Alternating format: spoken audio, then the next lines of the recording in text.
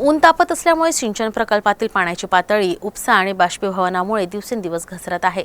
सद्यस्थितीत अमरावती जिल्ह्यातील प्रकल्पांमध्ये 46.18% जलसाठा शिल्लक आहे। यातील 45 लघु प्रकल्पात 40.77% जलसाठा असून सुमारे 30 लघु प्रकल्प सुकले आहेत, तर अन्य लघु प्रकल्पातील जलसाठ्यात कमालीची घट होते आहे। आगामी काळात पाण्याची समस्या आणखी गंभीर होण्याची शक्यता निर्माण झाली आहे।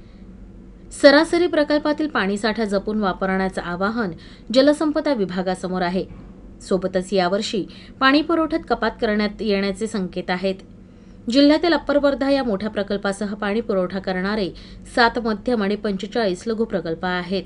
पाणी पुरवठ्याचा सर्वाधिक ताण असलेल्या अप्पर वर्धा प्रकल्पात सध्या 285.52 दशलक्ष घनमीटर म्हणजेच 50.62% जलसाठा आहे।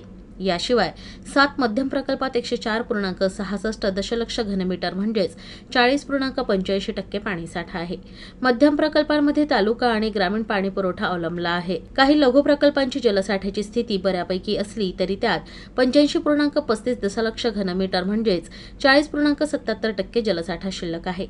अजून 2.5 महिने पाणी पुरवठ्यावरील ताण पाहता उपलब्ध जलसाठा पुरेसा असल्याचं जलसंपदा विभागाचं म्हणणं आहे। मात्र जिल्ह्यातील ग्रामीण भागातील बहुतांश गावात पाणी पुरवठा आताच अपुरा पडू लागलाय। सध्या सिंचनाचा ताण कमी झाला आहे, ही त्यातल्या त्यात जमेची बाजू आहे। मात्र आगामी काळात आणखी तापमानात वाढ होणार आहे। यामुळे वाढती मागणी आणि बाष्पीभवनामुळे जलसाठ्यात होणारी घट हे पाहता पाण्याचे नियोजन करणं गरजेचं झालंय।